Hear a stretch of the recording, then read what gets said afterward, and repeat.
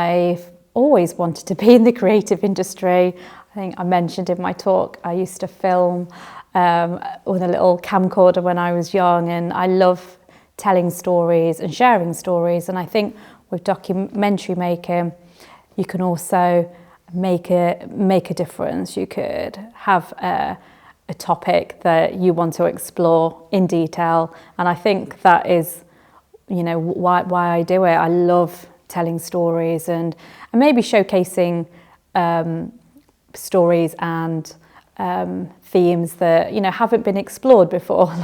So yeah, I mean, my niche is social justice, and I also do a lot of wildlife filming as well. So yeah. My interest in character design at that time was very a major influence in that. So I wanted to be part, in the same way that I love drawing movie posters, I wanted to be part of like the game industry in terms of creating the characters and being part of that experience as well.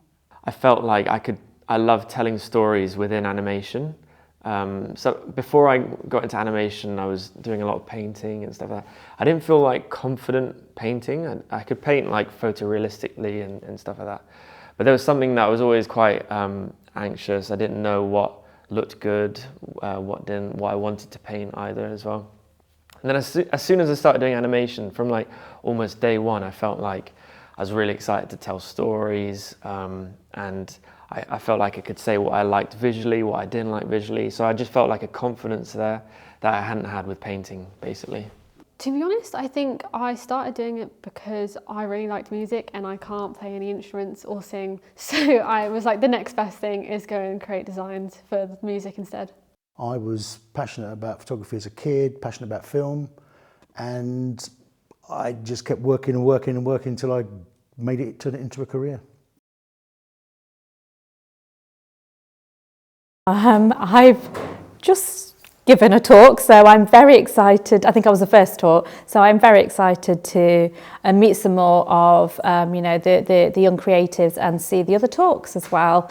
So yeah, I know I think we've got people covering many disciplines and people from different parts of the UK. So I'm also looking forward to talking to them and seeing how they got to where they are on their journey. The favourite part is really it's meeting people, because as I mentioned in the presentation, the Pav was somebody that presented a few years ago, and I remembered the work that he was showing and the stories he was telling regarding sound, and I linked with him and we made a little movie together. So it's all about networking and meeting other people. Meeting the people, like that's been like the amazing part about coming today, and just seeing like all the different people here, the different people at different points in their career as well, like students, people from the industry, and kind of like everyone coming together and meeting, which is amazing. Really like listening to the other speakers. It's quite interesting to meet and hear other people's stories, obviously similar industries but not the same, and it's interesting to hear how different and how similar they are to the industry I work in. I really enjoyed listening to the other contributors. I get a real buzz when I see people passionate about something, you know, because one of the things that can happen if you're doing something over and over again is that passion can dampen, you know, and it's quite good to see someone with that passion and, you know, show you different ways of doing things.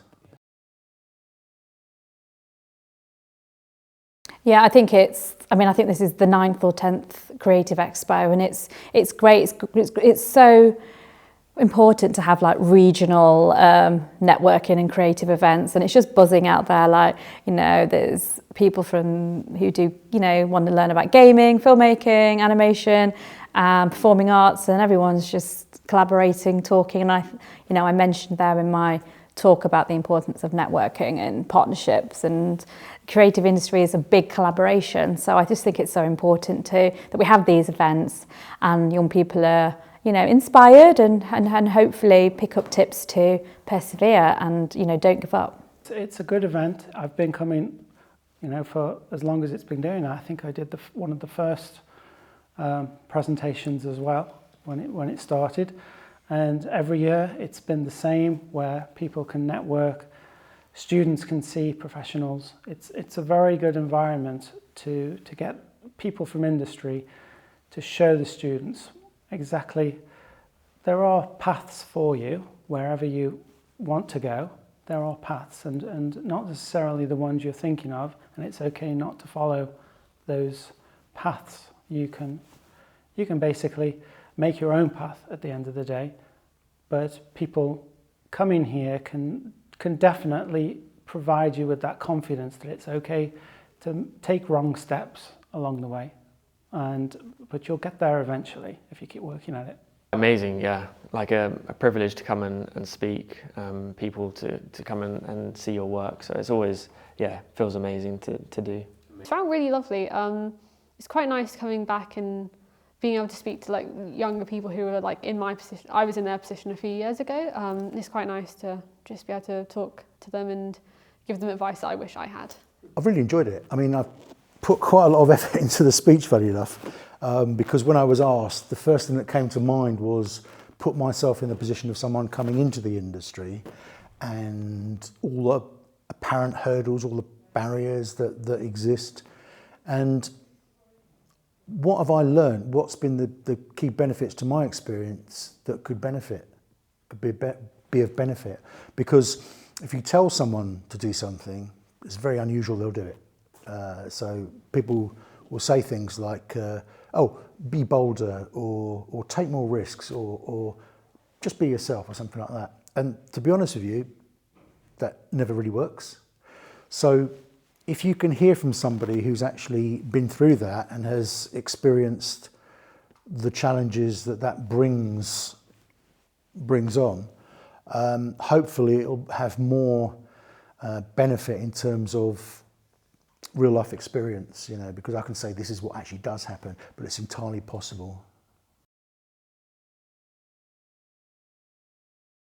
Always reiterate the importance of being inspired. So, you know, watching films or writing or performing, you know, if that's what you do, keep doing it and you'll always get there. Collaborate with people, network, come to events like this, and just always aim high, because even if you don't get to where, you know, that where you actually want to be, you'll get somewhere.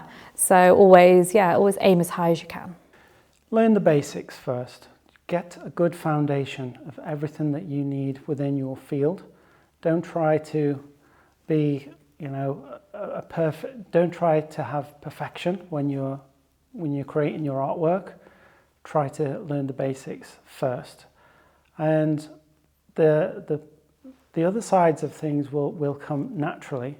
The detailing, the anatomy, all the rest of it which comes along with character design will just naturally flow into the pipeline that you're working towards as you're progressing.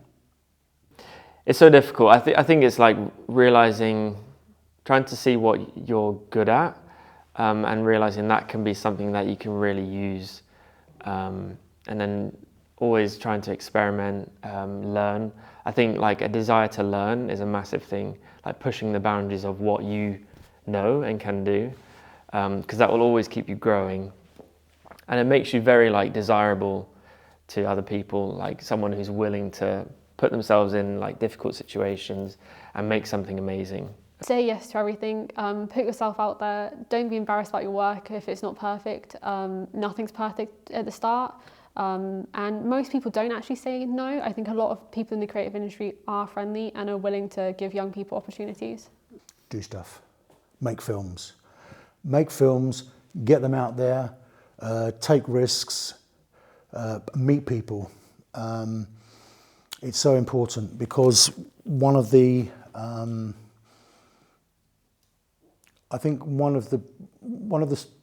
strange things in the industry is that the stories that get told are the safe stories. So they're the safe stories because they are what people are familiar with. But after a while, people need new stuff, and everyone's got a different story to tell. And if you actually start doing stuff, don't talk about it, do it, and then have a product at the end of it. So if you've made a film, stick it on YouTube, see what reaction it gets, or make a trailer, try and sell it. Try and do something with it, because you don't have to be brilliant. You're storytellers, yeah? Don't get too bogged down. I mean, it sounds a bit weird coming from someone who specialises in very high-end finishing, but don't get bogged down in the finishing, yeah? Tell your story, and it will resonate with other people, because the people who don't tell their stories are the stories that don't get heard by other people who don't tell their stories. And when you start telling your stories, it creates a kind of new community.